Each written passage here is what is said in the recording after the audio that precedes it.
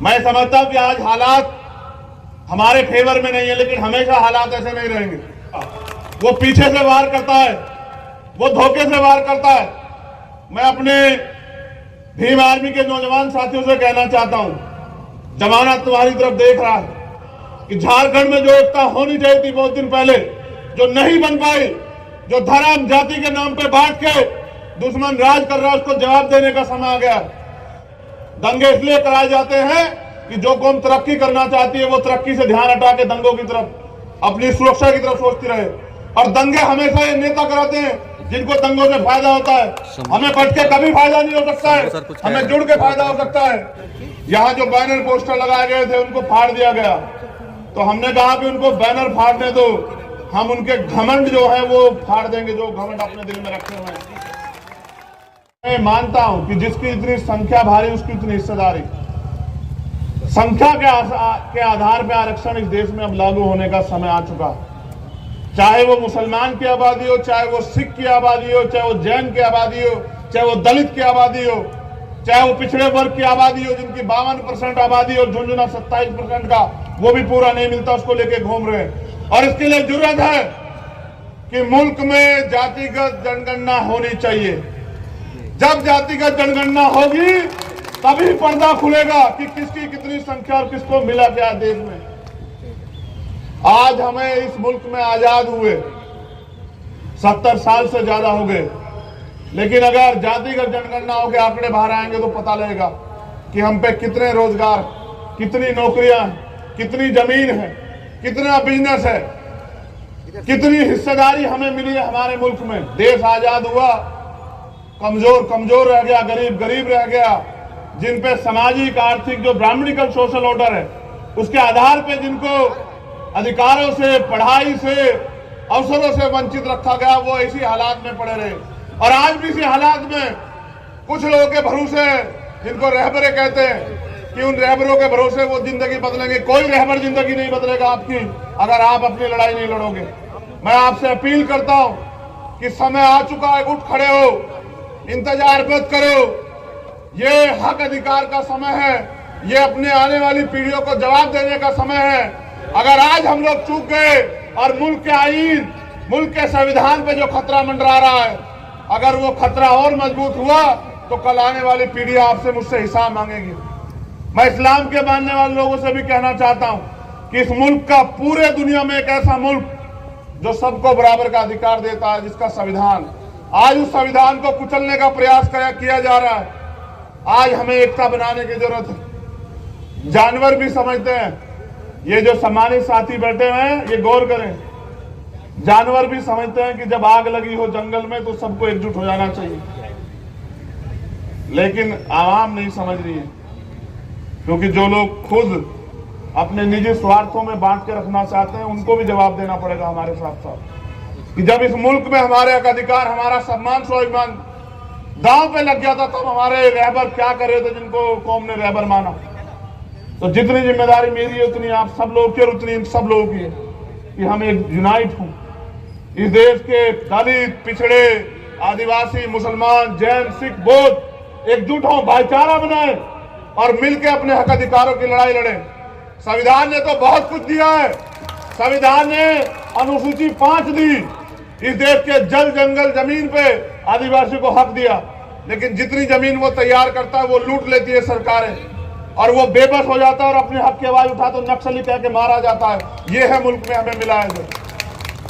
अगर हम अपने हक की लड़ाई लड़ते हैं तो झूठे मुकदमे, सीबीआई, ईडी की रेड और तमाम तरह के प्रयास करके हमें रोका जाता है। नहीं रुकेंगे, बिल्कुल नहीं रुकेंगे, और तब तक नहीं रुकेंगे जब तक इस गैर बराबरी को उखाड़ के नहीं फेंक देते, जब तक हम लोग आवाम में क्रांति नहीं पैदा करते थे। जैसे हम अंग्रेजों के खिलाफ लड़े थे, इनके खिलाफ भी लड़ेंगे और इनको भी जवाब देंगे, क्योंकि हमें आज हमसे उम्मीदें की जाती हैं, उन उम्मीदों पे खरे उतरना है। और मैं सरकार से मांग करता हूं, यहां आईबी इंटेलिजेंस के लोग होंगे, LIU के लोग होंगे, पुलिस के लोग होंगे, कहना वजीर आजम से, वजीर आजम ही हुए ना, है मुख्यमंत्री, कहना मुख्यमंत्री से कि मॉब लिंचिंग पे 2 महीने के अंदर कानून पास करो, और नहीं करोगे तो फिर करेंगे तुम्हारा भी सामना रांची के मैदान में, आप तैयार रहना। हक की लड़ाई में किसी के लिए कोई समझौता नहीं। आपने वादा किया था मेरे लोगों से, जो भाजपा की सरकार में मॉब लिंचिंग होती है वही यहां आपकी सरकार में हो रही, फिर आपका क्या फायदा मुझे बताइए। अगर नहीं सुधरोगे तो आपके सामने भी लड़ेंगे संवैधानिक रूप से, लेकिन जवाब देना पड़ेगा। मुख्यमंत्री जी, आपने जो वादे किए थे कि हम करेंगे, और हम करेंगे, कब करेंगे? बीच में भी आपकी सरकार से डावाडोल हो रही थी, आपके कर्मों की वजह से। हमारे लोगों ने तो पूरा इंतजाम किया था कि आप बैठे रहें कुर्सी पे। इसलिए आपसे कहना चाहता हूं कि हमारे जो मुद्दे यहां की इस अधिकार रैली ने रखे हैं, उनको आप अपने जहन से अपने साथियों के साथ मिलकर उनको अमल में लाएं और उन पे कुछ अच्छा करके दिखाएं। और आपसे कहना चाहता हूं, मैं तो नाउम्मीद हूं इन लोगों से। उसका कारण कि हमेशा ठगे गए और फिर उम्मीद करके बैठते, फिर ठगे जाते हैं। तो मैं नाउम्मीद उन लोगों से हूं, लेकिन आपसे नहीं। आपसे कहना चाहता हूं कि इस लड़ाई में अब समय आ चुका है एक दूसरे का हाथ पकड़ के आगे बढ़ने का। और मैं निराश नहीं करूंगा आपको, मेरा वादा है।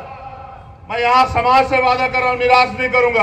आप एक कदम चलोगे तो 100 कदम चलूंगा, आप 100 कदम चलोगे तो 1,00,000 कदम चलूंगा, और आप नहीं भी चलोगे तो भी जब आपकी तरफ कोई आंख उठेगी उसको जवाब देने के लिए आपका भाई आपके साथ खड़ा रहेगा, पूरी जिम्मेदारी से।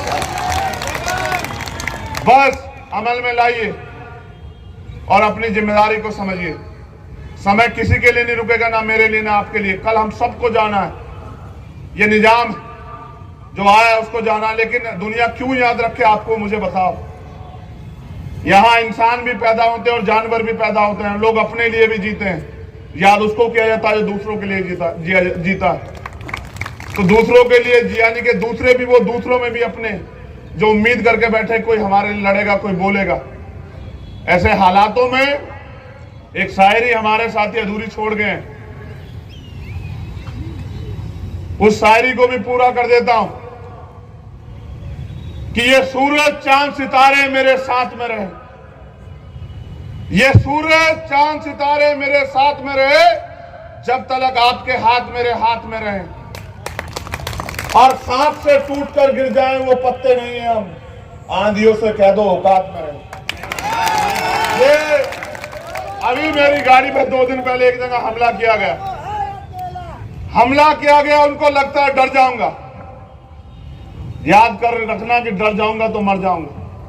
आजाद जिया हूं, आजाद मरूंगा। ये मुल्क मेरा है, और इस मुल्क की तरक्की के लिए, इस मुल्क में रहने वाले अपने लोगों के लिए अगर कोई कीमत चुकानी पड़ी तो तैयार हूं।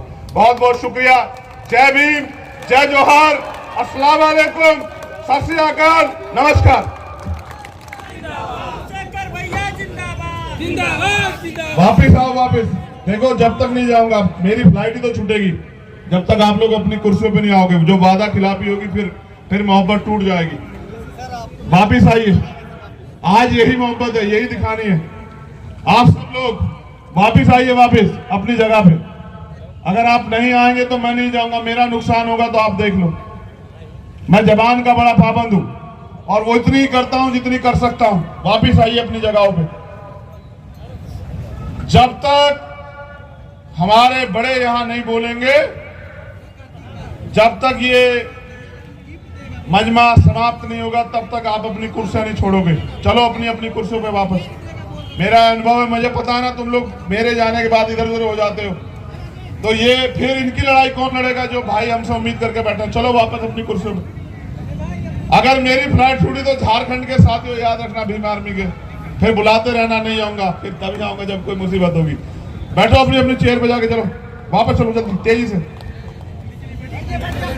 चलो। इनके अध्यक्ष चलो, बीच में जाके कहो उनको कि वो वहां रहे, जल्दी जाओ।